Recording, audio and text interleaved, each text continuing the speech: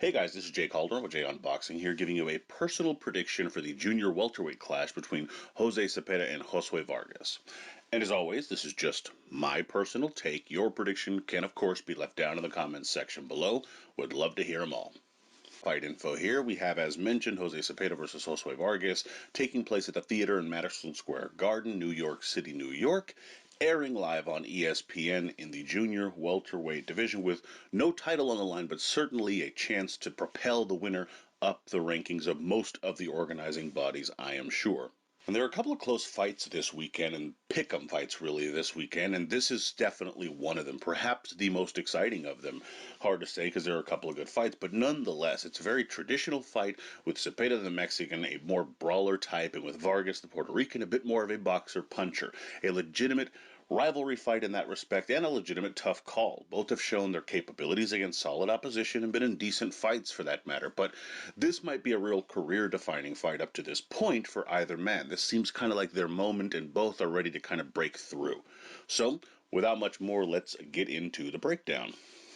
Starting with Vargas. For Vargas to win, you need to know when to box and move and know when to stand and fight. There are times when you watch Vargas fight, and in his fights, he looks like someone who's a little bit caught in between, where, yes, he does like to box and move at times, but he also will stand and trade, and he seems to have a desire to showcase his ability to do so, and that's great. But you're not going to necessarily want to do that against Zepeda, who is effectively hoping you do that. He's not looking to try and chase you down. So you're going to have to pick and choose those spots a little more carefully than normal, as this is the best fight, and the best fighter, rather, that Vargas has faced. He's going to want to make sure to box and move when it makes sense for him, to set those traps and to really walk Zepeda into some things, and then once he's done that, it'll be his time to stand there in the pocket, unload with a couple of combinations, and then get himself out of there safely. Making sure, of course, to keep his hands up a little bit more than normal, because he does have that bad tendency from time to time. I would also say don't throw to the body from too far out. This kind of lends itself to that point I just made about his hands being a little too low sometimes. When he's not in there close enough, he tries to dig those body shots in nonetheless, and that can leave him wide open for the left hand of Zepeda, which he is looking to land. If he throws it from a little closer in, he can be very successful with it, and this can help zap some of the energy out of Zepeda, who probably is the harder puncher. But if he does it from further out, he's going to know just how hard of a puncher Zepeda is, because he will catch him with that left hook. Finally, I would say counter with the left hand down the middle. That's going to be one of his best shots, especially when he's looking to box and move a little bit more. As the fight progresses and unfolds, he's going to be able to land it with more regularity, perhaps just throwing it in the midst of a combination for that matter, even after maybe throwing something to the body that lowers the guard. But it's going to be something that he'll work into the fight.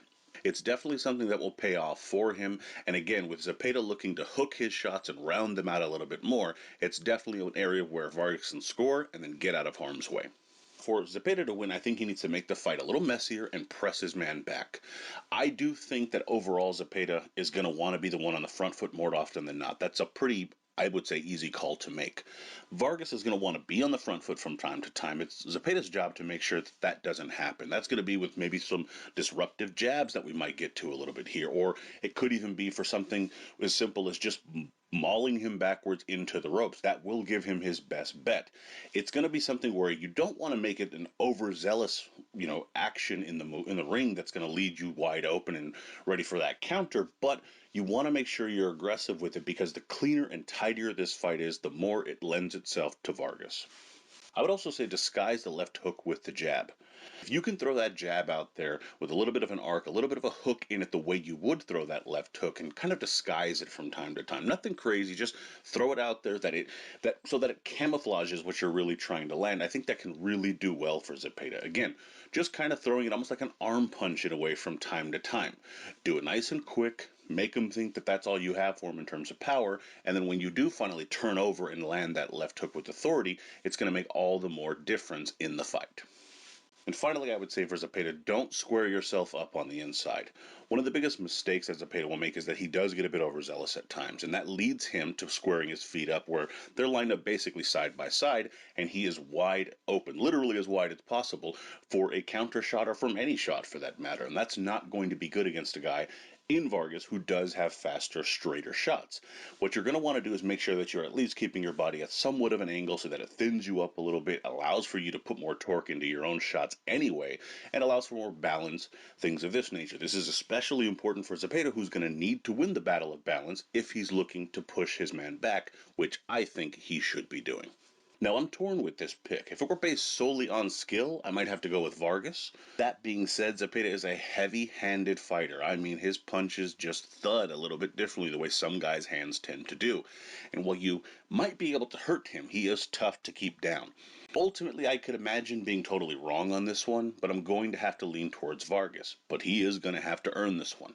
Early, I think Vargas will use movement and feints mixed with counters on the inside to score and win rounds. And while Vargas could struggle in those middle frames as Zepeda tries to push forward and get through it and refuse to wilt, I think he outlasts his foe and finishes the fight strong enough to earn what I consider a comfortable but legitimate and solid unanimous decision.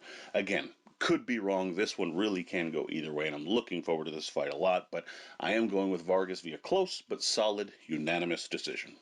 And the betting odds have this about as close as I do, to be perfectly honest. You have Zepeda at a slight favorite at minus 150, with Josue Vargas coming in at a plus 120.